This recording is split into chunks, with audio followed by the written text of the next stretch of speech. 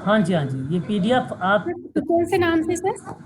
ये व्यक्तिक समाज कार्य लिखा होगा, है ना, व्यक्तिक ओके। समाज कार्य पीडीएफ पे लिखा होगा, आप उसे ओपन करेंगे तो आपको मिलेगा ये पीडीएफ।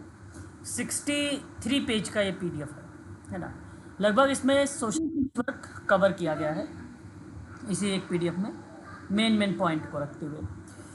हालांकि ये क्लास सब आप सभी को पता है कि यूजीसी नेट की है और समाज कार्य पर आधारित है। कल मैं आप लोगों से बात कर रहा था व्यक्तिगत समाज कार्य के अंतर्गत इतिहास को लेकर, और जब भारत के समाज कार्य इतिहास पर हम लोग बात कर रहे थे तो उस दौरान नेटवर्क इशू होने की वजह से मैंने क्लास को जो है बंद कर दिया था, और उसी हिस्ट्री को थोड़ा सा कवर करते हुए मैं आप लोगों को आगे लेके चलूँगा उपागम पर, ठीक है ना। तो एक बार मैं चाहूँगा कि आप जी सर। जानते हो सभी लोग, लेकिन फिर भी मैं चाहूँगा कि आप लोग इस चीज़ों को अगर देखे रहेंगे तो आप सबके लिए काफ़ी मददगार साबित होगा। ठीक है, तो व्यक्तिक समाज कार्य कार्य का इतिहास के अंतर्गत हम लोगों ने अमेरिका, यूके वगैरह के बारे में पढ़ा था, और आज हम लोग स्टार्ट करेंगे थोड़ा सा भारत में व्यक्तिक समाज कार्य का इतिहास कैसा रहा है या किस दृष्टिकोण में रहा है। देखिए, जैसा कि आप सभी को पता है, अगर हम व्यावसायिक शिक्षा की जब बात करते हैं भारत की, तो भारत में समाज कार्य में शिक्षण प्रशिक्षण का कार्य सर्वप्रथम 1936 में Tata institute of social science ने किया था। हालांकि ये नाम परिवर्तित हुआ 1944 में, नाम परिवर्तित हुआ या परिवर्तन किया गया। पहले इससे नाम रखा गया था इसका सर दोराबजी टाटा, ध्यान दीजिएगा आप सभी लोग, graduate school of social work, यही ना, यस। Social work.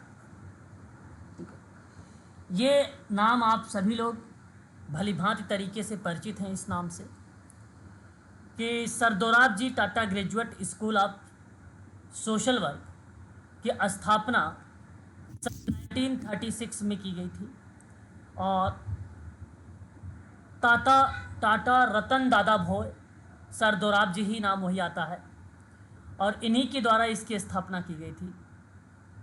ठीक है, Tata graduate school of social work की।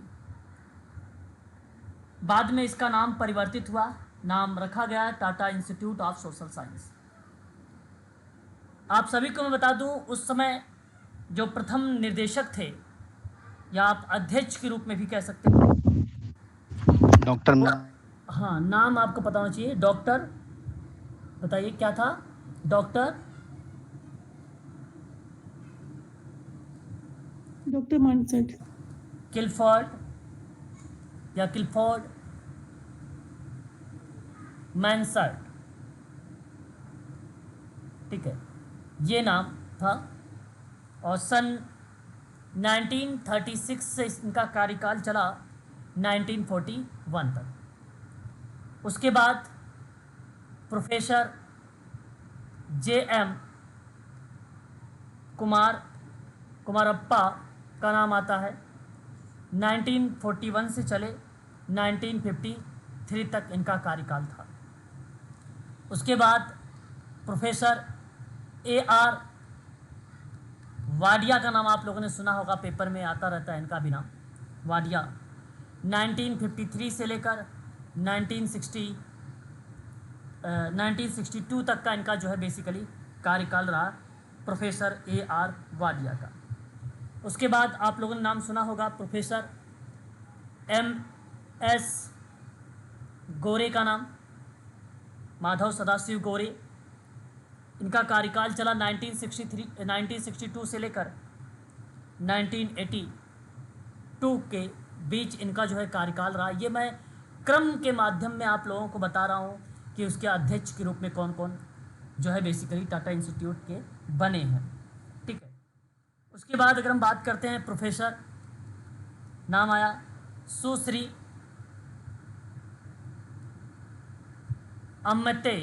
अम्मती देसाई का नाम आया।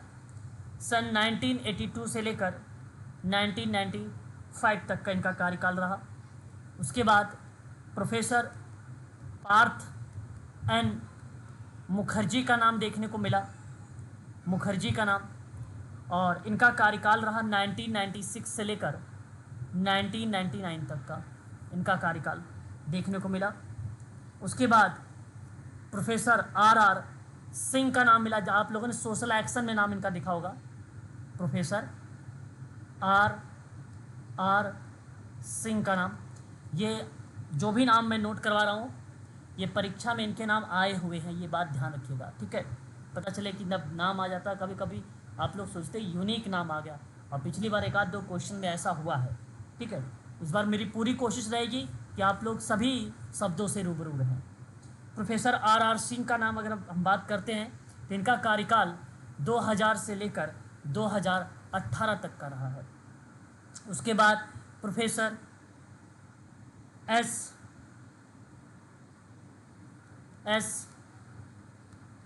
परशुराम का नाम आया 2004 तक रहा है आर सिंह का, 2004 तक, और 2004 से लेकर 2018 तक का इनका कार्यकाल रहा है प्रोफेसर एस परशुराम का, 2018 तक। उसके बाद प्रोफेसर शालिनी भारत का नाम बहुत ही फेमस रहा है, और इनका कार्यकाल जो है 25/9/2018 से लेकर 25/9/2023 तक कार्यकाल रहा है। क्या आप मुझे बता सकते हैं Tata institute of social science के वर्तमान अध्यक्ष कौन हैं? शायद सर वीपी सिंह है शायद। मनोज तिवारी सर। मनोज तिवारी सर। हाँ, किसी बच्चे ने अपना एक पॉजिटिव रिजल्ट दिया है यहाँ पे कि आज अगर वर्तमान में अगर हम बात करते हैं Tata institute of social science के, तो इनके बारे में दो चार बातें मैं नोट करूँगा ताकि आगामी परीक्षाओं में अगर सवाल बने तो आप लोग आसानी से कर लें। Tata institute of social science के वर्तमान कुलपति एवं अध्यक्ष के रूप में अपनी भूमिका अदा कर रहे हैं। अध्यक्ष के रूप में अपनी भूमिका अदा कर रहे हैं प्रोफेसर मनोज कुमार तिवारी। मनोज कुमार तिवारी, इनका कार्यकाल 25 सितंबर 2023 से इस संस्थान के शैक्षणिक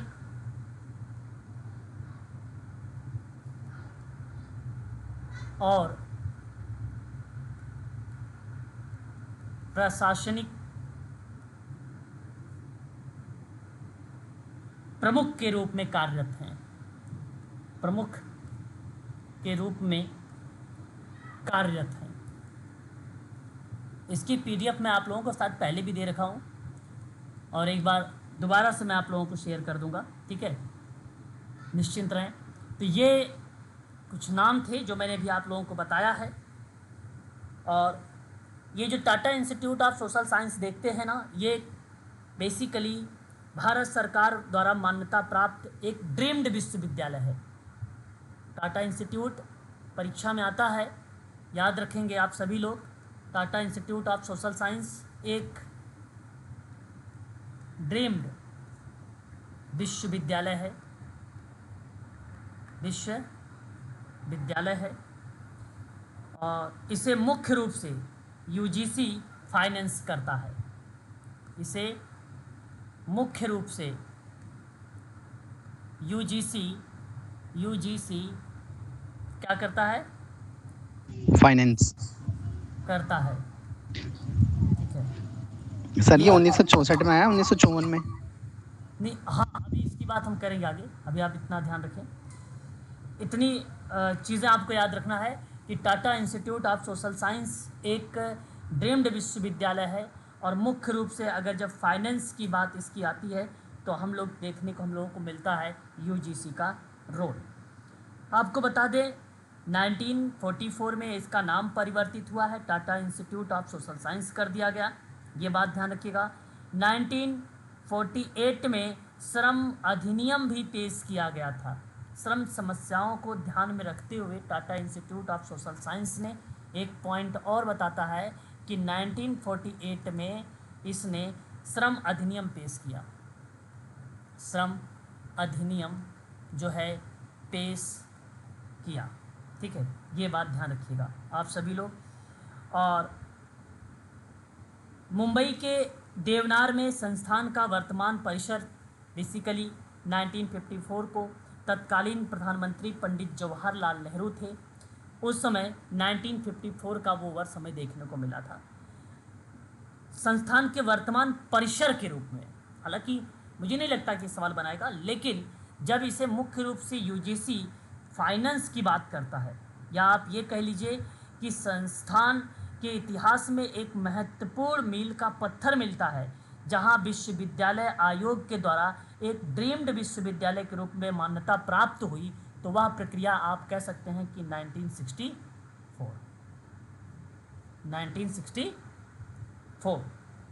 समझ रहे हैं आप मेरी बात? Yes yes. तब से संस्थान शैक्षिक कार्यक्रम और बुनियादी ढांचे दोनों में लगातार विस्तार कर रहा है Tata institute of social science. Sir उसमें सर जी बताएं। सर उसमें थोड़ा सा कंफ्यूजन है, जो अभी आपने चेयरमैन बताया था ना, मनोज तिवारी। हाँ, और मुझे कहीं ना कहीं कंफ्यूजन है सर, डीसीपी और डीपी सिंह हैं उसके। नहीं, कंफ्यूज में ना रहें आप, ठीक है। आप अगर नेट पर भी करेंगे Tata institute present time president, तब भी आपको इंग्लिश में अगर करेंगे तो हिंदी में करेंगे, जैसे भी आप नेट पे करेंगे वहाँ पर भी मिल जाएगा। साइट पर आप जाकर देखेंगे उसके जो ओरिजिनल साइट है, तो वहाँ पर भी आपको मिल जाएंगे, ठीक है। तो नाम आपका सही है, मनोज कुमार तिवारी, कुलपति के रूप में आपको वहाँ पे प्रेजेंट होंगे, और उसी के साथ साथ में OR करके या करके अथवा करके लगा देगा आपके सामने अध्यक्ष के रूप में, ठीक है। तो आप निश्चिंत रहें, ठीक है, नाम आपका सही है, ठीक है। बाकी अगर सर कोई डीम्ड ऐसा मिलता है, यूनिवर्सिटी क्या होता है? क्या चीज़? सर डीम्ड यूनिवर्सिटी मीन क्या देखिए, होगा? हायर एजुकेशन, जो हायर एजुकेशन होता है, ठीक है, हायर एजुकेशन की एक पार्ट है ये ड्रीम्ड यूनिवर्सिटी, है ना, उन प्रक्रिया में ये जानी जाती है।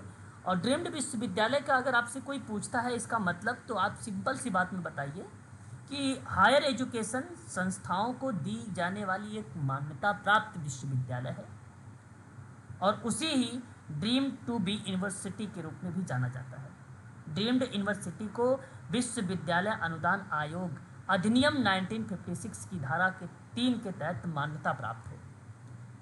अगर आपने कहा कि भाई यूजीसी अधिनियम 1956 के अकॉर्डिंग बात कर रहे हो, तो धारा 3 के अंतर्गत उसे मान्यता मिल गई है कि ये ड्रीम्ड यूनिवर्सिटी है। और ड्रीम्ड का मतलब सिंपल बात है हायर एजुकेशन। हायर एजुकेशन का मतलब था उच्च शिक्षा, जो पीजी ऊजी की बात मैं करता हूँ, एमफिल वगैरह की बात करता हूँ, पीएचडी वगैरह की बात मैं करता हूँ, ठीक है। तो उसको संस्था को दी जाने वाली एक मान्यता प्राप्त यूनिवर्सिटी को ड्रीम्ड यूनिवर्सिटी कहा जाता है, ठीक है मैडम। सर जो बेसिकली डीम्ड यूनिवर्सिटी होती है ना सर, जब ये उसके अंडर में आती हैं, नियम के अंडर में, सर इसको सारी सुविधाएं जो होती है ना वो गवर्नमेंट प्रोवाइड कराती है। वही बात, तो गवर्नमेंट का मतलब यहाँ पे जो यूजीसी है, यूजीसी बेसिकली सारा प्रोवाइड यूजीसी करा। अब यूजीसी का प्रोवाइड करने का मतलब गवर्नमेंट ही प्रोवाइड कर रही है। हाँ सर, हाँ गवर्नमेंट ही प्रोवाइड कर रही है, इसका मतलब यही है।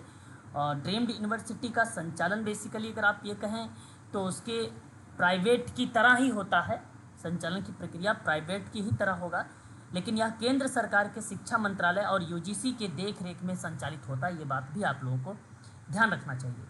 आप ये ना सोचें कि ड्रीम्ड यूनिवर्सिटी है तो राज्य करेगा, राज्य का रोल इसमें बिल्कुल भी नहीं है। जो भी रोल अदा होता है वो केंद्र सरकार का होता है और शिक्षा मंत्रालय का होता है, ठीक है, ये बात आप ध्यान रखेंगे।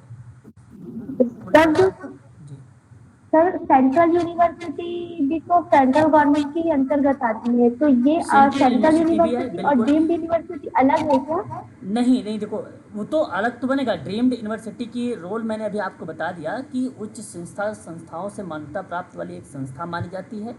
और ये यूजीसी अधिनियम जो है 1956 की धारा 1(3) कही जाती है। जैसे आप सोसाइटी एक्ट की धारा आप 8 पढ़ते हो, जहाँ एनजीओ के रजिस्ट्रेशन की बात आती है, उसी तरीके से यूजीसी अधिनियम जो 1956 है उसकी धारा 1(3) आती है। उसके अंतर्गत अगर मान्यता प्राप्त हो जाती तो उसका मतलब है कि वो ड्रीम्ड यूनिवर्सिटी है। उसके बारे में देखिए, एक दो तीन बातें मैं आपको बोलता हूँ, आप ध्यान सुनिएगा, आपके पेपर फर्स्ट को भी रिलेट कराएगा ये ड्रीम्ड यूनिवर्सिटी। ड्रीम्ड यूनिवर्सिटी को अपने स्वयं की डिग्री कार्यक्रम चलाने का अधिकार होता है। हम कोई भी डिग्री बना सकते हैं, बात को समझिएगा। मैं केंद्रीय विश्वविद्यालय की बात नहीं कर रहा, सेंट्रल यूनिवर्सिटी की बात नहीं कर रहा हूँ, मैं ड्रीम्ड यूनिवर्सिटी की बात कर रहा हूँ। स्वयं की डिग्री कार्यक्रम चलाने का अधिकार होता है। ये डिग्री कार्यक्रम या नियमित विश्वविद्यालय के द्वारा की जाने वाली डिग्री कार्यक्रमों के बराबर होता है। ठीक है, जो भी कार्यक्रम वो अपने यहाँ से चला रहा है, डिग्री कार्यक्रम अगर चला रहा है, तो जो अदर जैसे बीए है, अगर इसने बीएसडब्ल्यू चलाया, किसने, Tata institute of social science ने, तो बीएसडब्ल्यू अगर उसने चलाया है, तो जो अदर यूनिवर्सिटी वगैरह आप देख रहे हैं बीए बीएससी वगैरह, तो बीएसडब्ल्यू के बराबर होता है। जहाँ भी वैकेंसी वगैरह देखते होंगे तो आपको भी वही कहते हैं ना कि आप प्रोफेशनल ग्रेजुएट हैं, वो भी ग्रेजुएट ही है और ये भी ग्रेजुएट होते हैं।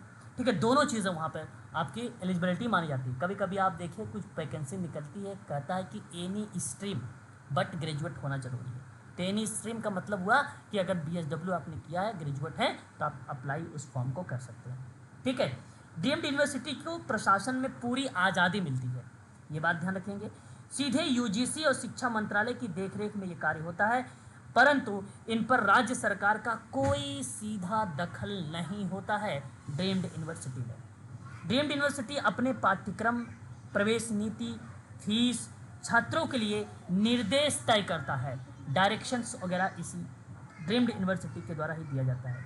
डीम्ड यूनिवर्सिटी की डिग्रियां उनके अभिभावक विश्वविद्यालय ही देता है। हालांकि कई डीम्ड यूनिवर्सिटी को अपने नाम से ही डिग्रियां देने की अनुमति है, फिर भी आप इन चीज़ों को ध्यान रखें क्योंकि इसमें लचीलापन भी होता है डीम्ड यूनिवर्सिटी में। केंद्रीय विश्वविद्यालय क्या होता है, आप पूछ रहे थे ना अभी केंद्रीय विश्वविद्यालय के बारे में, सेंट्रल यूनिवर्सिटी के बारे में। हाँ भारत में देखिए वो भी उच्च शिक्षा देने वाली एक स्थापित सार्वजनिक विश्वविद्यालय है। मैं आपको बता दूं कि सेंट्रल यूनिवर्सिटी, इसकी स्थापना संसद के अधिनियम के जरिए की जाती है। मानव संसाधन विकास मंत्रालय और उच्च शिक्षा विभाग अधिकार के क्षेत्र में आता है ये केंद्रीय विश्वविद्यालय। बात को बड़े ध्यान समझिएगा क्योंकि डीम्ड यूनिवर्सिटी में और इनकी यूनिवर्सिटी में थोड़ा सा अंतर अगर पता रहेगा तो आप आसानी से कर पाओगे। जो सेंट्रल यूनिवर्सिटी होता है वो भारत के राष्ट्रपति इन विश्वविद्यालय के कुलाध्यक्ष होते हैं। सेंट्रल यूनिवर्सिटी के राष्ट्रपति विश्वविद्यालय के कार्यकारी समिति, प्रबंधन बोर्ड, न्यायालय और चयन समिति के कुछ सदस्यों को नामित करते हैं, वो राष्ट्रपति करते हैं। किसमें, सेंट्रल यूनिवर्सिटी में। लेकिन डीम्ड यूनिवर्सिटी मैंने ऐसा कुछ भी नहीं बताया आपको, है ना। जो सेंट्रल यूनिवर्सिटी होता है वो विश्वविद्यालय यूजीसी के द्वारा मान्यता प्राप्त की जाती है या एक प्रकार से मान्यता दी जाती है यूजीसी के माध्यम से भी। वहाँ पर ये एक कॉमन रोल है, कुछ कॉमन रोल है। केंद्रीय विश्वविद्यालय की स्थापना राज्य की राजनीति के संघीय चरित्र और राष्ट्रीय एकीकरण को बढ़ावा देने के लिए करता, मतलब नेशनलाइजेशन को बढ़ावा देने पर रोल अपना अदा करता है। जैसे आपको बता दें, केंद्रीय विश्वविद्यालय में आपने नाम सुना होगा बीएचयू का नाम। भारत का पहला केंद्रीय विश्वविद्यालय अगर कोई है तो वह बेसिकली बनारस हिंदू विश्वविद्यालय है। केंद्रीय विश्वविद्यालय में संशोधन हुआ है, अभी लोकसभा के द्वारा पेश किया गया था। 4 दिसंबर 2023 की मैं बात कर रहा हूँ, और उस दौरान हम लोगों का एग्ज़ाम हो रहा था, दिसंबर की बात मैं कर रहा हूँ, उस प्रक्रिया में। तो भारत में लगभग कुल टोटल अगर मैं बात करता हूँ, मानव संसाधन विकास मंत्रालय के अंतर्गत जो है कुल टोटल 44 केंद्रीय विश्वविद्यालय है, लेकिन मानव संसाधन विकास मंत्रालय के अंतर्गत जो आता है वो 41 आता है, 41 यूनिवर्सिटी 56 है सर टोटल में। जी जी जी। अभी 2023 में अभी यूजीसी के द्वारा 56 दिया गया टोटल यूनिवर्सिटी। अच्छा, यूजीसी के द्वारा। अच्छा चलो ठीक है, हो सकता है भाई मैंने ना ध्यान दिया हो, है ना। और ये लगभग मेरे समझ से, मैं अपने पॉइंट ऑफ विचारों से बता रहा था कि जो है 54 है ना, हो सकता है। ठीक है, सर तो ये चीज़ डीम्ड यूनिवर्सिटी कितनी है भारत में? ड्रीम्ड यूनिवर्सिटी की अगर हम बात करते हैं, उसके अंतर्गत अगर पूछता है आपसे यूनिवर्सिटी कितनी है, 400 के आसपास है सर, हाँ 400 से ऊपर है थोड़ी सी। 400 से प्लस ही है, बिल्कुल सही कह रहे हैं आप, वो 400 से है ना। बहुत सारी यूनिवर्सिटी हैं। अब डीम्ड यूनिवर्सिटी मतलब अपना कोई रूल, अपना कोई संस्था चला रहा है बंदा तो ओपन कर लिया है, इसका मतलब ही है, सिंपल सी बात है कि कहीं ना कहीं ज़्यादा जनसंख्या में वो चीज़ें प्रस्तुत हैं, है ना, तो ज़्यादा है, वो ज़्यादा है। डीम्ड यूनिवर्सिटी की बात कर रहे हैं आप लोग। 126 है सर, 400 से ज्यादा ऊपर प्राइवेट यूनिवर्सिटी है सर, 126 है सर अभी। ड्रीम्ड यूनिवर्सिटी की बात करनी जी जी। लगभग मेरे हिसाब से, मैं आप लोगों को इसमें बेसिकली यूजीसी के सर, यूजीसी के वेबसाइट पे है सर, यूजीसी के वेबसाइट पे चेक कीजिएगा ना, आपको प्राइवेट यूनिवर्सिटी, डीम्ड यूनिवर्सिटी सारे का लिस्ट है सर, अपडेटेबल है सर। अच्छा अच्छा अच्छा, तो उस पर क्या दिखा रहा है आपको यूजी नेट पर, यूजीसी पर कि 100 कितना? चलिए, 26, हाँ 126। मैं आपको ना आपको इसके एक सौ बारे में, 126 है सर, 126। ओके कोई बात नहीं, मैं ड्रीम्ड यूनिवर्सिटी के ना आपके लिस्ट भेज दूंगा, ये पेपर फर्स्ट का पार्ट है बेसिकली, फिर भी आप लोगों ने पूछ लिया तो ये चीज़ें ध्यान रखिएगा। लेकिन ड्रीम्ड यूनिवर्सिटी केवल टाटा इंस्टीट्यूट ऑफ नाम आया था तो मैंने यहाँ पर ले लिया था, इस चीज़ को आप ध्यान रखेंगे। जी सर। हाँ, चलिए आगे हम बात करते हैं। उसके बाद अगर हम बात करते हैं तो आप सभी लोगों ने नाम सुना होगा 1946 का नाम, एक 1946 का नाम, आशा करता हूं कि आप सभी लोगों को पता होगा 1946 का नाम। 1946 में आपको बता दूं कि टाटा इंस्टीट्यूट ने चिकित्सकीय समाज कार्य की शिक्षा का मैनेजमेंट कर दिया, Tata institute of social science, ठीक है। और 1944 में अभी आप लोगों ने देखा उस समय जो निदेशक थे JM कुमारप्पा इंस्टीट्यूट के, बेसिकली ये जो है निदेशक थे, अमेरिका गए और चिकित्सा समाज कार्य के विजिटिंग प्रोफेसर के लिए ये एक प्रकार से समझौता किए थे वहाँ पर, है ना। बाद में बेसिकली अगर हम बात करते हैं तो 1946 में जब ये भारत आए, है ना, उसी कुछ महीनों के बाद वो वापस आए थे, वो भारत में आए, ठीक है। और वहाँ पर इन्होंने चिकित्सा और मनोचिकित्सा समाज कार्य का प्रशिक्षण जो है शिकागो से जो सीख कर आए थे, वो बेसिकली भारत में इन्होंने स्टार्ट कर दिया था। तो वो वर्ष कभी कभी पूछता है कि चिकित्सा मनोचिकित्सा के प्रोग्राम को लेकर, तो टाटा इंस्टीट्यूट के रूप में कुमारप्पा के दौरान तो वो नाम आ जाता है 1948 का वर्ष, है ना, वो नाम आ जाता है 1948 का वर्ष।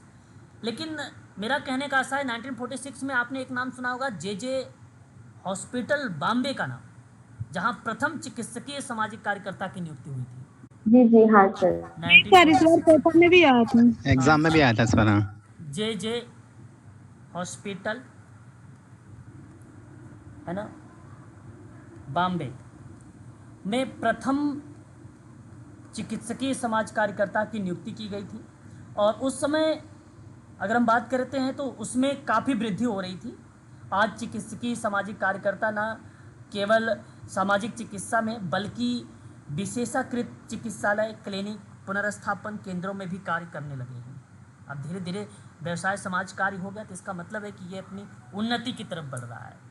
तो ये एक बात याद रखिएगा, मुंबई का ये इंस्टीट्यूट है JJ हॉस्पिटल, और जो बेसिकली प्रथम चिकित्सकीय समाज कार्य शिक्षा पर बल देता है, या एक प्रकार से आप ऐसा कह सकते हो मैनेजमेंट की प्रक्रिया में भी बल देता है। ये कार्यकर्ता की नियुक्ति भी इसमें करता है 1946 में, ठीक है। ये दो बातें इसके अंतर्गत रहेगा। उसके बाद 1947 का वर्ष आप लोगों ने सुना होगा, काशी विद्यापीठ में समाज विज्ञान विद्यालय ओपन किया गया। कहाँ पर किया गया था ये? बनारस बिल्कुल, BSU में। विद्यापीठ आपने नाम लिया बनारस, और नाम क्या रखा गया था उसका? समाज विज्ञान विद्यालय, है ना, यस। विद्यालय। तो ये भी आपको वर्ष के साथ याद रखना है। और उसके बाद आप लोगों ने नाम सुना होगा इससे पहले की बात अगर मैं बात करता हूँ दिल्ली की, तो दिल्ली समाज कार्य विभाग की अगर हम बात करते हैं, स्थापना कब हुई थी, या Delhi school of social work की स्थापना कब की गई थी, तो क्या नाम बताएंगे? 1946। हाँ, 1946 का नाम आ जाता है Delhi school of social work, ठीक है।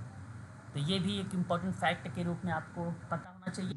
सर ऊपर वाला थोड़ा 40 सा, सर ऊपर वाला थोड़ा सा 1946 का बताए थे, तो थोड़ा सा बता दीजिएगा, लिख ले सर वो जे हॉस्पिटल। 1946 में सर दो बातें हैं। एक बात तो आप ये याद रखिए कि टाटा इंस्टीट्यूट ने चिकित्सकीय समाजकारी की शिक्षा का प्रबंध किया, पहली बात। 1946 में दूसरी बात आप याद रखेंगे, जे हॉस्पिटल बॉम्बे में प्रथम चिकित्सकीय समाज कार्यकर्ता की नियुक्ति की गई थी। ठीक है, दो बातें ठीक है, थैंक याद यू सर। रखेंगे।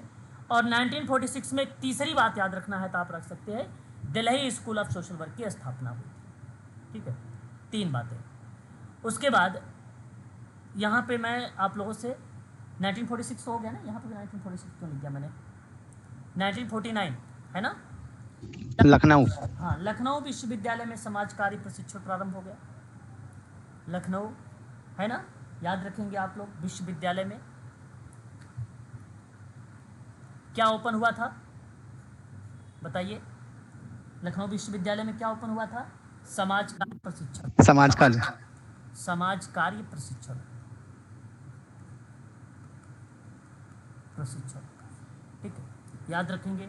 उसके बाद 1950 में बात करते हैं, बड़ोदरा। बड़ौदा में विश्वविद्यालय में अगर हम बात करते हैं तो वहाँ पर समाज कार्य संस्थान ओपन कर दिया गया। ठीक है, समाज कार्य संस्थान ओपन कर दिया गया। थोड़ा सा मैं हिस्ट्री बता रहा हूँ आप लोगों को, है ना। 1952 की बात करता हूँ तो मद्रास। मद्रास। मद्रास में, क्या बात है, याद है यानी आप लोगों को। मद्रास स्कूल ऑफ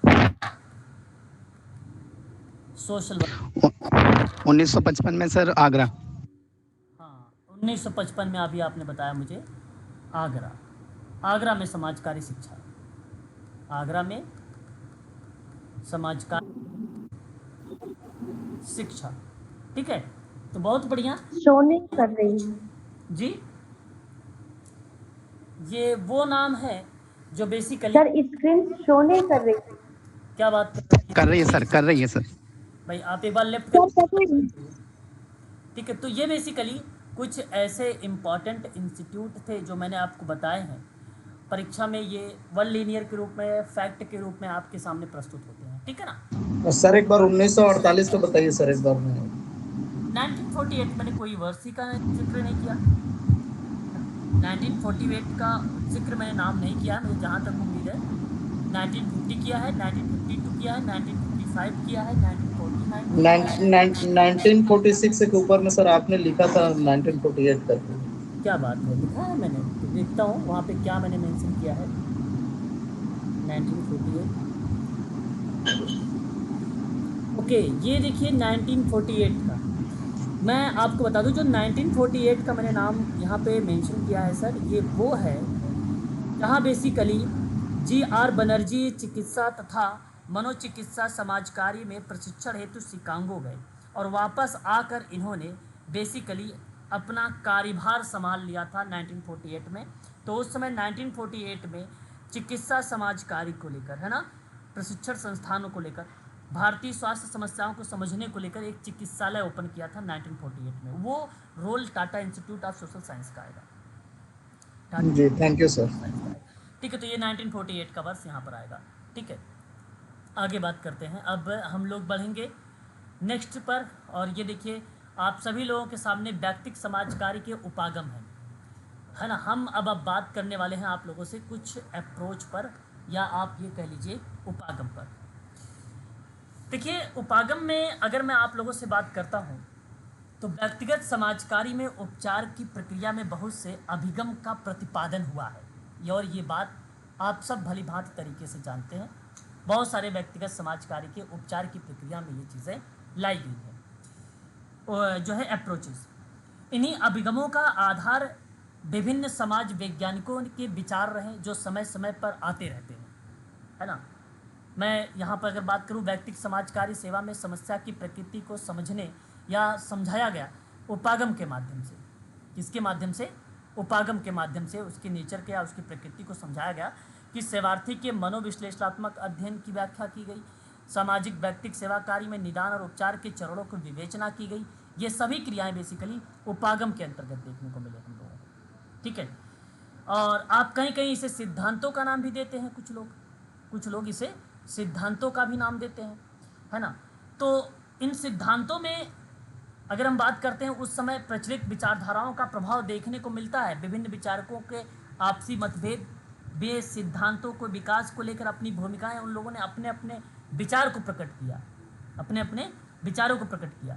तो जिसमें से एक सिद्धांत कह लीजिए या आप कह लीजिए एक उपागम आता है, मनोसामाजिक उपागम। देखिए, मैं अगर आपसे कहता हूं कि मनोसामाजिक विकास का उपागम, तो नाम किसका आना चाहिए? अगर मैंने कहा मनोसामाजिक विकास का उपागम, तो नाम किसका लगाओगे? मैंने सर जी इरिक्सन। हाँ, इरिक्सन का। इरिक्सन का, इरेक्शन का नाम लगाएंगे।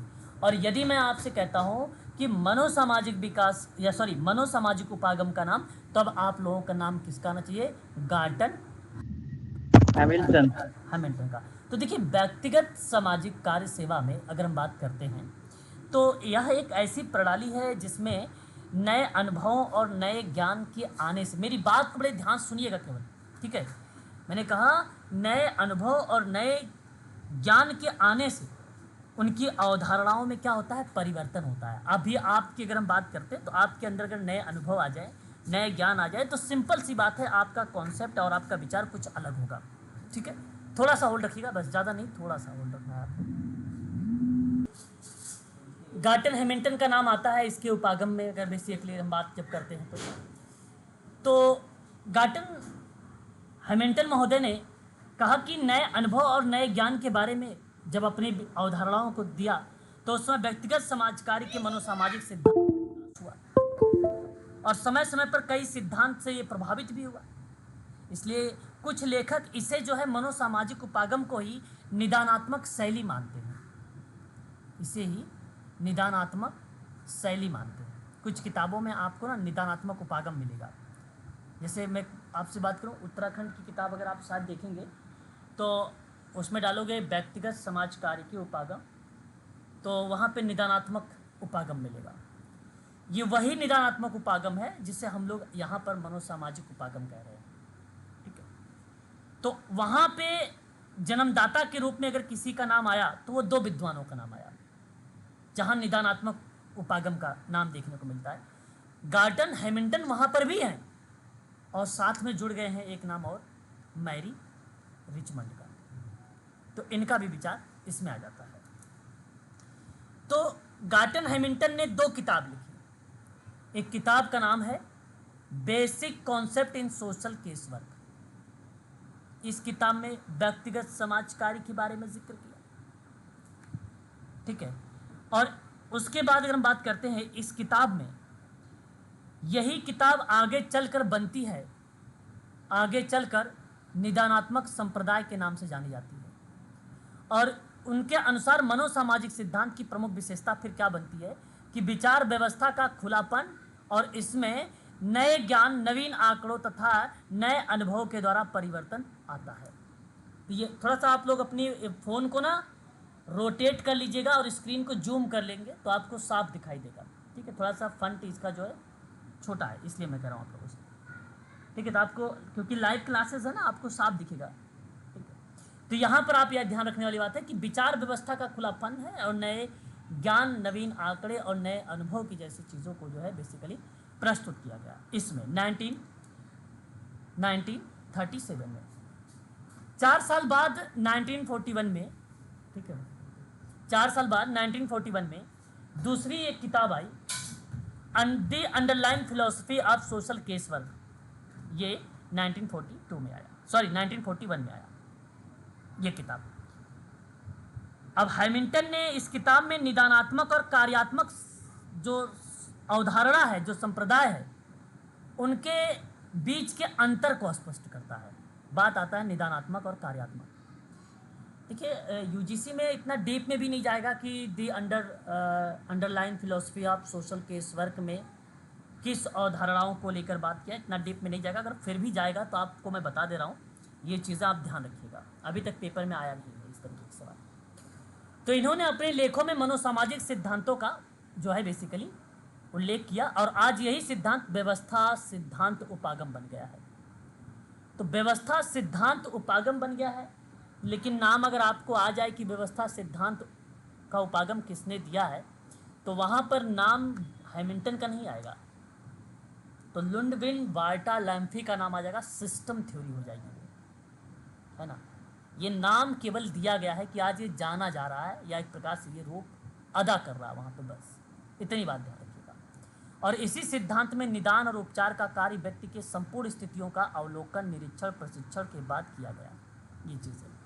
तो इतनी बात केवल आपको यहाँ पे मनोसामाजिक के अंतर्गत याद रखना। आगे देखते हैं और भी उपागम के रूप में व्यवहारिक विज्ञान का। देखिए व्यवहारिक विज्ञान के आधार में यहाँ पे क्या चीज़ें जिक्र किया गया है, मैं आपको बताने की कोशिश कर रहा हूँ कि व्यवहारिक विज्ञान के आधार में जितने बिहेवियर पर थ्योरीज हैं, जैसे एक आपको बता दें मनोविश्लेषणात्मक थ्योरी हो गई, एक आपका OCT हो गया, CCT हो गई, ठीक है, सामाजिक अधिगम की थ्योरी हो गई, नाम तो पता ही होगा, मनोविश्लेषणात्मक में सिगमंड फ्रायड का, OCT में स्किनर का, CCT में पावलाव का, सामाजिक में अल्बर्ट बेंडूरा का, इत्यादि। इसी तरीके कुछ व्यवहारिक विज्ञान के आधार पर जो है उपागम आए, उसे उपागम का भी नाम दिया गया है। अब व्यक्तित्व की बात करें तो भी एक आपने नाम सुना होगा अहम मनोविज्ञान, कितने लोगों ने सुना है अहम मनोविज्ञान का सिद्धांत? प्लीज जी सर। का उपागम या सिद्धांत? फ्रायड का सर। कौन फ्रायड? नाम बताओ। Sigmund Freud. Psychology theory. क्या कह रहे हो मैम, फिर से बताया, मैंने सुना नहीं। अन्ना फ्राइड सर। अन्ना फ्रायड का नाम आएगा। किसका नाम आएगा? अन्ना फ्रायड का नाम आएगा। मनोविश्लेषणात्मक थ्योरी के आधार पे ही अहम मनोविज्ञान की थ्योरी लाई गई थी, और सिगमंड फ्रायड की बेटी हैं ये अन्ना फ्रायड, और अन्ना फ्रायड का नाम इस थ्योरी में जुड़ जाता है। तो मनोविश्लेषणात्मक सिद्धांत से ये प्रभावित होकर इन्होंने एक अहम मनोविज्ञान का सिद्धांत दिया, और ये पेपर में एक बार आया हुआ है, वो भी सुमलित वाले में आया था। जितना मैं आपको पढ़ा रहा हूँ, अगर आएगा भी ना आगामी परीक्षाओं में, तो सुमलित में ही देखने को मिलेगा आप लोगों को आगामी परीक्षाओं में, ठीक है। तो ये आपको थोड़ा सा यहाँ पर ध्यान रखना पड़ेगा। अन्ना फ्रायड का नाम, अन्ना फ्रायड सिगमंड फ्रायड के बाद जो है ना अहम मनोविज्ञान के विकास और मनोविश्लेषणात्मक विचार के लिए औपचारिक स्कूल के रूप में व्यवस्थीकरण के लिए सबसे अधिक जिम्मेदार में अगर किसी ने अपना रोल अदा किया है तो वो अन्ना फ्रायड है। अन्ना फ्रायड ने अपना ध्यान अहंकार के अचेतन रक्षात्मक संचालन पर केंद्रित किया, और इन्होंने सन 1936 में एक किताब लिखा। किताब का नाम जानते हैं क्या था? The ego and the mechanism of defence, ये उनकी किताब थी 1936 में, अन्ना फ्रायड महोदय का। तो काफ़ी फेमस पर्सन रही हैं ये, फीमेल हैं, ठीक है, उनकी बेटी सिगमंड फ्रायड के। और समाज कार्य में इनका जब भी नाम आया है तो अहम मनोविज्ञान में आया है, और जानी जाती हैं ये अहम मनोविज्ञान के लिए और बाल विश्लेषण में ये इन्हीं दो चीज़ों में जानी जाती है, लेकिन ज़्यादातर पेपर में जो आता है वो आता है अहम मनोविज्ञान, ठीक है। ये चीज़ें ध्यान। आगे देखते हैं, आगे कुछ नए। यहाँ देखिए एक और उपागम आता है, मनोविश्लेषणात्मक उपागम। मैं आपको बता चुका हूँ, इसमें ज़्यादा समय नहीं लूँगा, केवल आप लोगों को मेन चीज़ें बताऊँगा। या अभिगम बेसिकली अगर हम बात करते हैं तो सिगमंड फ्रायड के द्वारा दिया गया है, और ये अभिगम फ्रायड के व्यक्तित्व के सिद्धांत पर आधारित था, ठीक है। फ्रायड ने अपने विचार का प्रतिपादन करते हुए बताया कि व्यक्तित्व के विकास को किस प्रकार व्यवस्थित किया जा सकता है। इन्होंने कहा, तो व्यवस्थित करने के लिए इन्होंने कहा कि इद है, ईगो है और सुपर ईगो है। इसको व्यक्तित्व की एक ऐसी स्थिति संरचना के रूप में देखा जा सकता है या देखा गया जो फ्रायड का मानना था कि संघर्ष का उपचार तभी हो सकता है जब व्यक्ति के अवचेतन मन को प्रकट किया जाए और संघर्ष के सभी पक्षों को चेतन मन के स्तर के सामने लाया जाए। तो फ्रायड का विचार था कि दमन की व्यक्तित्व संबंधी समस्याओं की सबसे बड़ी घटना अगर कोई है तो उस क्रिया में अगर हम बात करते हैं तो मनोविश्लेषणात्मक अभिगम है। ठीक है, और इनकी दो मूल प्रवृत्तियां भी रही हैं। क्या बता सकते हैं दो मूल प्रवृत्तियां कौन कौन सी हैं, जिसमें से एक इरोस, सर इरोस और थैनाटोस। इरोस और थैनाटोस जो यौन मूल प्रवृत्ति है दर्शाती है, एक प्रकार से ये इरोस को दर्शाती है, और एक आक्रामकता दर्शाती है जो थैनाटोस दर्शाती है। ये थैनाटोस एक प्राइड विद्वान है, उनके द्वारा ये दिया गया शब्द है, प्राइड के द्वारा। प्राइड के द्वारा बात समझ में आ रही है ना आप लोगों को? बताइए। Yes sir, yes. तो ये चीज़ आपको यहाँ पर ध्यान में रखना होगा मनोविश्लेषणात्मक उपागम में। ठीक है, एक चीज़ तो आपका यहाँ पर क्लियर हो गया। उसके बाद आपको एक और उपागम मिलेगा और वो उपागम बहुत ही फेमस रहा है, परीक्षा में ये भी आता रहता है हमेशा, समस्या समाधान का उपागम। H parliament. समाधान का उपागम में हेलन हॉरिस पार्लियामेंट का नाम आया। शिकागो विश्वविद्यालय के समाज कल्याण प्रशासन के तत्वाधान में 1957 में इसने प्रकाशित किया और सिद्धांत के अनुसार कहा गया कि सेवार्थी चाहे वह व्यक्ति अथवा परिवार दोनों की क्षमता में वृद्धि करना सामाजिक व्यक्तिक सेवा कार्य का उद्देश्य ही था। चाहे वो परिवार हो, परिवार भी क्लाइंट ये सूक्ष्म समाज कार्य अभ्यास का पार्ट बनेगा और व्यक्ति तो ऑलरेडी हम समझ गए हैं कि ये केसवर का ही पार्ट है। ठीक है, तो उसको बेसिकली एक प्रकार से समाज की मुख्य धारा से जोड़ने का कार्य रहेगा ये समस्या समाधान का उपागम। तो सेवार्थी को दो प्रकार की समस्या प्रायः देखने को मिली, संबंधों पर स्थिर रखने तथा अस्थायित्व प्रदान करने में समस्या, भूमिका पूरी करने में समस्या। ठीक है, तो ये एक प्रकार से इन्होंने बताया कि सेवार्थी के अंदर जो है दो प्रकार की समस्याएं हमें देखने को मिल सकती है। संबंधों को स्थिर रखने में भी हो सकता है प्रॉब्लम बने, अस्थायित्व प्रदान करने के लिए एक समस्या होती है, या मान लीजिए कॉमा लगा के बोला है, ये एक और बात कह सकते हो कि भूमिका रोल अदा करते दौरान भी उसके पास प्रॉब्लम हो सकती है, अपनी किसी क्रियाओं को सही तरीके से ना चला पा रहा है, तो इसका मतलब है भूमिका अदा करने में वो बेसिकली प्रॉब्लम का सामना कर रहा है। तो समस्या का आभास उस समय होता है जब व्यक्ति अपने समस्या समाधान के तरीके समस्या समाधान करने में क्या हो जाए, असफल हो जाए, तब उसे महसूस होता है, तब उसे क्या होता है, महसूस होता है। तो उन्होंने स्थायित्व प्रदान करने में समस्या, सर ये थोड़ा सा एक्सप्लेन कीजिएगा कैसे? अस्थायित्व प्रदान करने की समस्या मतलब एक प्रकार से किसी क्रियाओं को लेकर चलते रहना, जिससे नहीं होता, बहुत लोग कहते हैं कि कहावत है कि हार के आगे जीत है। सर आवाज कट रहा है, सर आवाज कट रहा है। अब आप लोग म्यूट जब रहेंगे तब मेरी आवाज़ सुन पाएंगे, आप नहीं सुन ही नहीं पाएंगे, है ना। जैसे कोई आपने डाउट पूछा, मैं बता रहा हूँ डाउट का अस्थायित्व को लेकर। जैसे आप लोगों ने सुना होगा एक शब्द की हार के आगे जीत। इसका कहने का आशा यही है कि हम लोगों को कोई भी अगर प्रॉब्लम, कोई भी अगर कार्य मिलता है तो अगर हम उस कार्य को देख के हताश हो जाते हैं, कहते हैं अब तो भाई हम नहीं कर पाएंगे, लेकिन इसका आशय जानते क्या होता है? उसका आशय ये होता है कि आप बार बार प्रैक्टिस करें। किसी अस्थायित्व प्रदान करने में समस्या, आप मान लीजिए वहीं पर रुक जाते हैं या आप उसी जगह पर फिक्स हो जाते हैं और कहते हैं भैया कि ठीक है अब हमसे ये होगा ही नहीं, काम ऐसे नहीं होगा का। आपको बार बार प्रैक्टिस करनी चाहिए और आपको एक ना एक दिन सफलता मिलेगी। तो इस क्रिया में भी एक प्रकार से उसके मन में जो चीज़ें उभर के आ रही है तो वो भी एक प्रकार की समस्या का ही रोल अदा कर रहा है ना, वो भी एक प्रकार की समस्या का ही रोल अदा कर रहा है। तो उस प्रोसेस में ये कहा गया है कि अस्थायित्व प्रदान करने में समस्या। और सरल शब्दों में समझने का प्रयास करिएगा। अस्थायित्व का आशय बेसिकली दर्शाता है अस्थायी होने का भाव, किसी क्रियाओं में अस्थायी होने का भाव, है ना। एक प्रकार से आप ये कह लीजिए कि नियत काल तक बने रहने की स्थिति, है ना।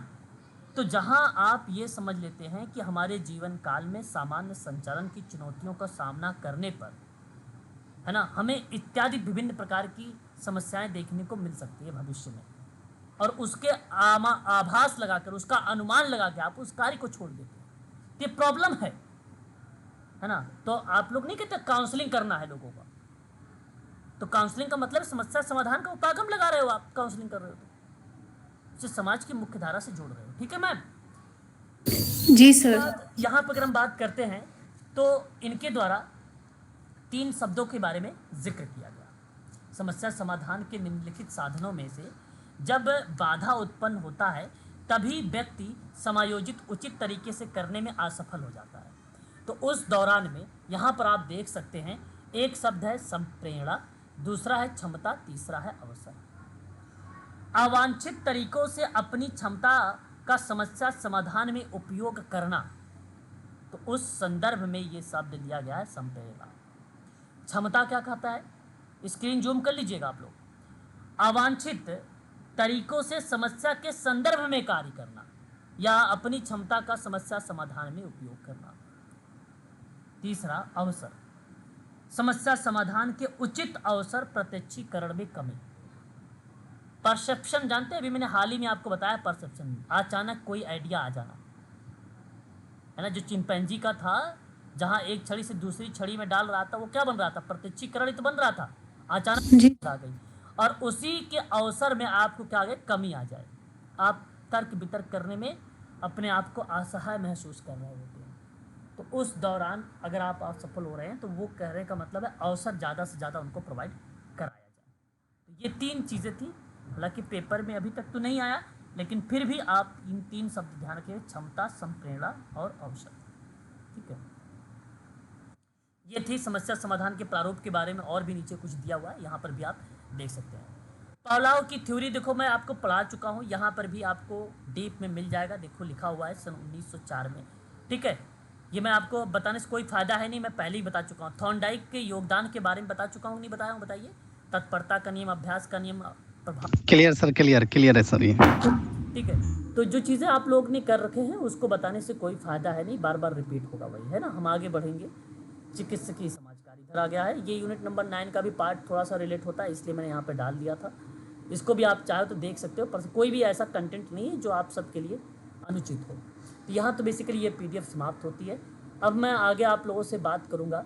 यही देखो, यहाँ पर भी उपागम आपको यूनिक के रूप में मिल जाएगा, अलग अलग पार्ट के रूप में मिल जाएगा यहाँ पर। ठीक है, नीचे मैंने पूरी PDF जो है यहाँ पर आप मेंशन कर रखा है, आप आसानी से यहाँ पर देख सकते हैं। ये सारे उपागम है, यहाँ पर प्रारूप भी कह सकते हो, उपागम कह सकते हो। अब हम लोग बात कर लेते हैं थोड़ा सा वैयक्तिक समाज कार्य के सिद्धांतों पर।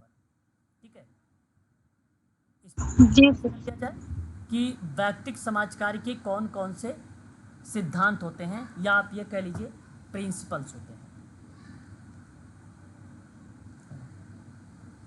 देखिए, व्यक्तिगत समाज कार्य के अंतर्गत एक कार्यात्मक अभिगम भी आता है। एक कार्यात्मक अभिगम का मतलब क्या होता है, उपागम ही तो होता है। अभिगम का मतलब क्या होता है बताइए। जी सर। उपागम होता है, तो वो भी एक प्रकार का उपागम ही है ना, जहां रोल अदा करता है ऑटो रैंक। कौन कौन दिया है कार्यात्मक अभिगम, ऑटो रैंक। Auto rank. ठीक है, तो ये भी बात आप थोड़ा सा उसके अंतर्गत ध्यान में रखेंगे। ठीक है, चलिए अब हम बात कर रहे हैं थोड़ा सा व्यक्तिगत समाज कार्य या व्यक्ति सेवा कार्य के सिद्धांतों पर, क्योंकि ये भी इम्पोर्टेंट है ना। सबसे पहले अगर मैं आपसे बात, देखो मेरी बात को केवल ध्यान सुनिएगा। ये नाम एक आप देख रहे हैं व्यक्ति, आपको समझिएगा आप सभी लोग। ये जो आप व्यक्तिकरण का उपागम आप देख रहे हैं ना, ये व्यक्तिकरण बताता है कि प्रत्येक सेवार्थी के विशेष गुण या विशेष गुणों को प्राप्त करना या समझना और सिद्धांत एवं प्रणाली के भिन्न प्रयोग द्वारा प्रत्येक सेवार्थी की सहायता करना कि वह उच्चतर सामंजस्य प्राप्त कर सके। देखिए मैं आपको बता दूं, व्यक्तिगत या व्यक्तिकरण के सिद्धांत को व्यक्तिक सेवा कार्य में महत्वपूर्ण अगर किसी ने बताया है तो नाम जानते हैं वो कौन है?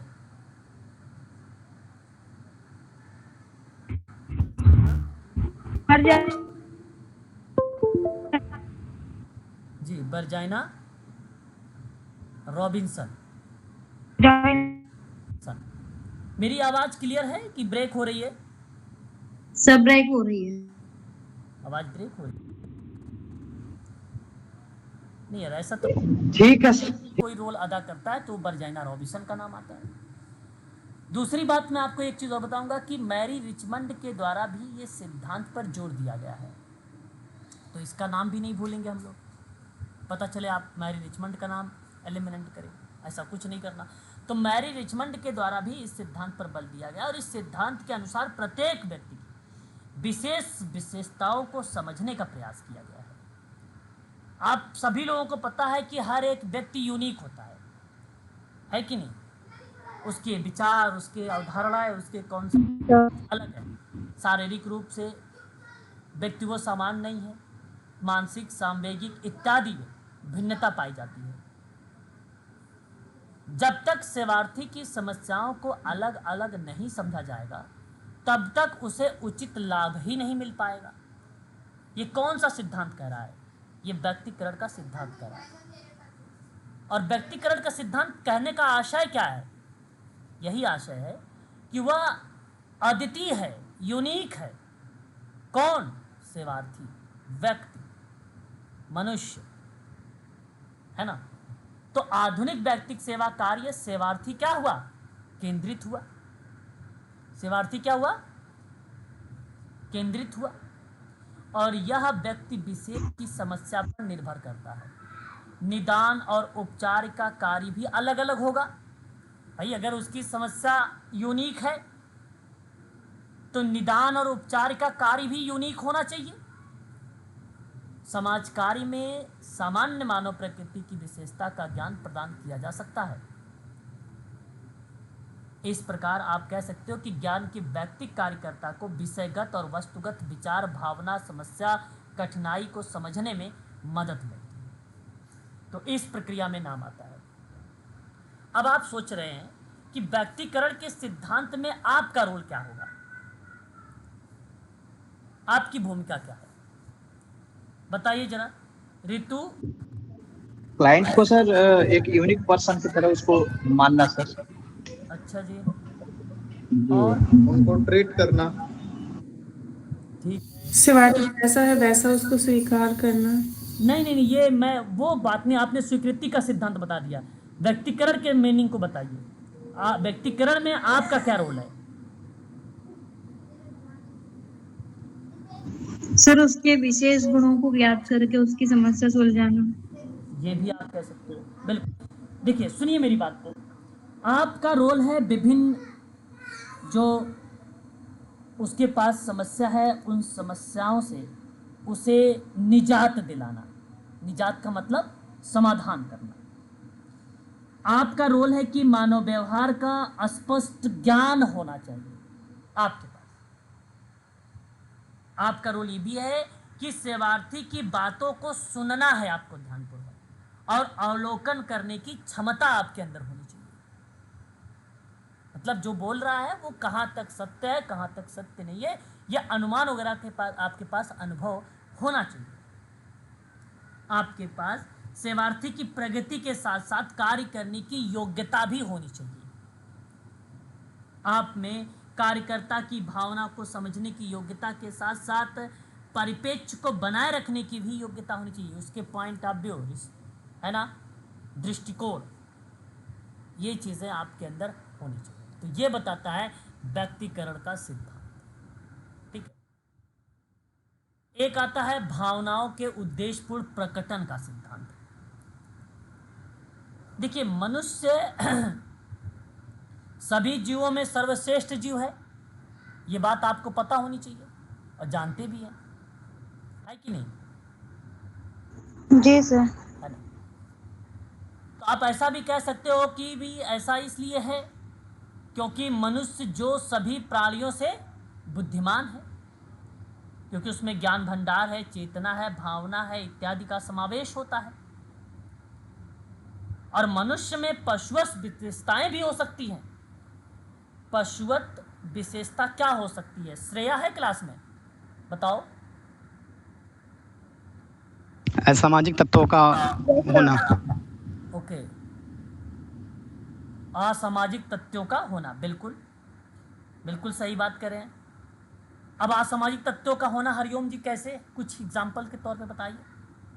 जैसे सर शाश्वत व्यवहार। जैसे कह सकते हैं सर, मतलब सर कह सकते हैं सर, समाज में प्राणी रहता है तो उसको समाज के अकॉर्डिंग जो मान्य मूलदंड है उसका अकॉर्डिंग ही व्यवहार करना चाहिए, बट सर वो उसके विपरीत जाके व्यवहार कर रहा है। बिल्कुल वी आप कैन ऐसा से लाइक कह दैट। सकते हो, बिल्कुल। मेरा कहने का आशय या आपका कहने का आशय यही बन रहा है यहाँ पे कि चालाकी, भावना, मूल प्रवृत्ति या इस तरीके का व्यवहार जहाँ कटु आलोचना ना कहकर कपट कह लीजिए, चतुराई कह लीजिए, तो वो कहीं ना कहीं एक प्रकार से पशुवश विशेषता को दर्शाता है। व्यक्ति की ये सभी विशेषताएं बेसिकली संयुक्त होकर जब कार्य करती हैं तब वहां पर चीजें आती हैं। भावनाओं के उद्देश्यपूर्ण प्रकटन के आशय में मैं यहाँ पशुवत विशेषताओं को क्यों बता रहा हूँ? लड़ाई झगड़ा भी आ सकता है सर इसमें, क्या कह रहे हैं सर आप? लड़ाई झगड़ा भी इसमें आ सकता है। हाँ, श्योर लड़ाई श्योर झगड़ा श्योर। जा सकता, बिल्कुल। देखो, कोई व्यक्ति अगर अपने हित की बात कर रहा है, अब सेवार्थी को नहीं देख रहा है, अपनी हित की बात कर रहा है। देखिए, अपनी पर्सनल हित की बात अगर हम करते हैं तो वो एक इंटरनली होता है। आप ये सोचो कि हमारी वेतन बढ़ना चाहिए, वो बढ़ना चाहिए, तो वो अलग की बात है, आप उससे कह के करवाइए। अगर आप सेशन में ले रहे हैं या कहीं इंस्टीट्यूट में जुड़ रहे हैं तो उससे कह के आप ये सोचें कि उस वही चतुराई आप बालक पर दिखा रहे हैं, हमें कम पैसे मिल रहे हैं तो हम उसके साथ ऐसा काम क्यों करें, तो ये गलत है, ये गलत है। भावनाओं के उद्देश्यपूर्ण प्रकटन का तात्पर्य यह होता है कि सेवार्थी को अपनी भावनाओं के स्पष्टीकरण में पूरी छूट देना। नकारात्मक भावनाओं का स्पष्टीकरण अगर नहीं हो पाता है, जिसके कारण समस्या को समझना कठिन होता है, तो कार्यकर्ता को सेवार्थी की बातों को ध्यान से सुनना चाहिए। और जब कार्यकर्ता ध्यान से सेवार्थी की बात सुनेगा ना, तब उसकी समस्या का समाधान कर पाएगा। और यही काम आपको परीक्षा में भी दिसंबर में करना है। जब आप प्रश्नों को ध्यानपूर्वक पढ़ेंगे ना, तो ऑटोमेटिक आपको आंसर मिलेंगे। इस बार के पेपर में जो आपने फैक्ट देखा होगा सवाल, तो ये केवल ध्यानपूर्वक पर ही आधारित था। टोटली क्वेश्चन आपके ध्यान पर आधारित था। ध्यान से अगर आपने एक ऑप्शन को या दो ऑप्शन को आपने मैच किया तो आप सीधा सीधा रिलेट करा सकते थे सही तरह की। और इस बार देखो, लोग कह रहे हैं कट ऑफ हाई जा सकता है। मेरा भी मानना यह है कि यूजीसी नेट का इस बार समाज कार्य में थोड़ी सी कट ऑफ हाई जाएगी हर साल की अपेक्षा इस बार, मेरा भी मानना है ना। लेकिन फिर भी वेट करते हैं, इसी सितंबर माह में आने वाला है, लास्ट वीक में आप लोगों का रिजल्ट वेट करें। जैसे ही आएगा मैं अपडेट आप लोगों को तुरंत दूंगा। इस समय मैं पर डे यूजीसी नेट की साइट पर जाकर चेक कर रहा हूँ कि कोई अपडेट आ रही कि नहीं आ रही है। मैं डेली 3-4 दिन से ऐसा कार्य कर रहा हूँ, है ना। जैसे ही आएगा मैं बताऊंगा। तो भावनाओं के उद्देश्यपूर्ण प्रकटन के सिद्धांत में लिखा है कि व्यक्तिगत सेवा कार्य में सेवार्थी के इस अधिकार को स्वीकृत किया जाता है कि उसे अपनी भावनाओं को प्रकट करने का पूर्ण स्वतंत्रता हो, चाहे वह भावनाएं नकारात्मक ही क्यों ना हो। कार्यकर्ता उद्देश्यपूर्ण रूप से सेवार्थी की बात सुनता है, वही बात मैं बता रहा था अभी, ध्यान से सुनने के लिए, और वह इन भावनाओं के प्रकटन को ना तो निरुत्साहित शब्द कभी भी आप पॉजिटिव शब्द मत समझिएगा, है ना। कहने का मतलब एक शब्द आता है हतोत्साहित शब्द आता है। हतोत्साहित करने का मतलब होता है कम करने के परिप्रेक्ष्य में, ठीक है।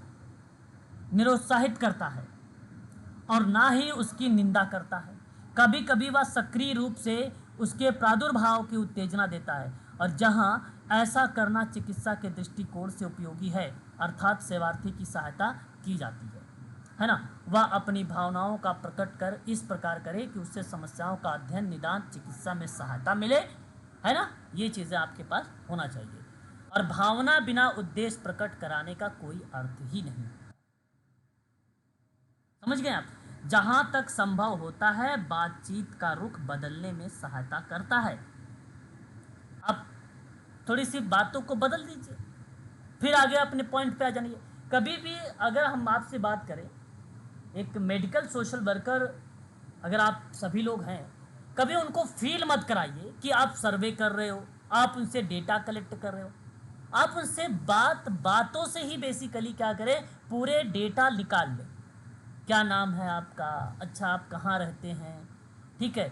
अब मान लो उसने बताया एड्रेस, भाई फलाने दिल्ली में रहता है, तो दिल्ली में रहता, तब अब आप पूछिए दिल्ली में, अच्छा दिल्ली में कौन सी जगह रहते हो आप, ऐसे पूछो, ठीक है।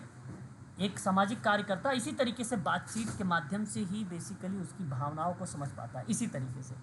और वैसे अगर आप टू द पॉइंट पूछना शुरू करेंगे तो वो सीधा समझ जाएगा कि आप उससे कोई डेटा निकलवाना चाह रहे हैं, है ना, तो वो बड़ा सोच समझ के डेटा देना शुरू कर देगा। और रैंडम जब आप बात करेंगे ना तो वो आपको सारी जानकारी दे देगा और आपको वहाँ पे उसकी समस्या भी पता चल जाएगी। ठीक है, बिल्कुल सर, बिल्कुल। तो भावनाओं का उद्देश्य प्रदर्शन। जी सर। सर एक शब्द था सर, ये निरुपाय का क्या होगा सर, इसका अर्थ क्या होगा? निरूपाय, निरूपण करना। हाँ, थोड़ा और स्पष्ट करेंगे सर? कहाँ कहाँ पे निरूपाय लिखा हुआ है?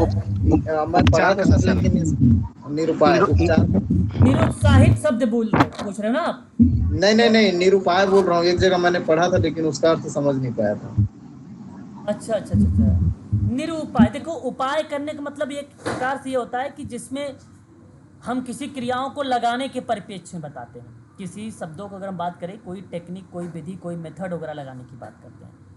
और जब हम निरूपाय की बात करते हैं सर, तो उस कंडीशन में ना आप ये समझिए कि हम उस चीज़ों को यूज़ करने के संदर्भ में नहीं होते हैं। मेरा कहने का मतलब एक प्रकार से आप ये कह लीजिए निरूपाय में कि आप उसको एलिमिनेंट या उसको हटाने के संदर्भ में बात कर रहे हैं,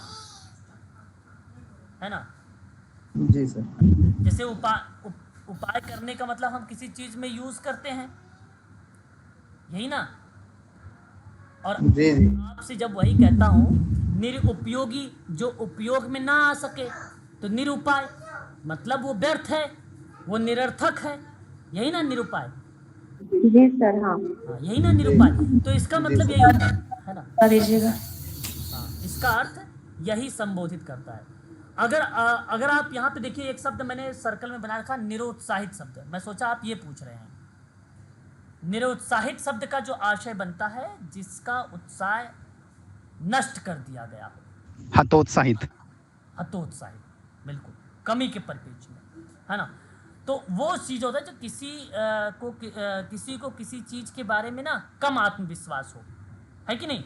उत्साह और सकारात्मक महसूस कराने के परिप्रेक्ष्य में अगर हम बात करते हैं तो कुछ करने के लिए कम इच्छुक बनाने, तो कम इच्छुक बनाने के संदर्भ में निरुत्साहित शब्द आ जाता है। ठीक है। और निरुपयोग का मतलब, निरुपाय का मतलब बेसिकली जो उपयोग में ना, जो सार्थक ना हो, जो निरर्थक हो, उन संदर्भ में लिया जाता है। ठीक है जी सर, थैंक यू। अच्छा, आज के लिए बस इतना ही रखिए आप सभी लोग। कल मैं आप लोगों से ना इस और बताऊंगा। कल केस वर्क आपका समाप्त हो जाएगा। कल केस वर्क आपकी क्लास समाप्त हो जाएगा और उसके बाद आपका thank you. Thank you sir. Good night sir. Good night.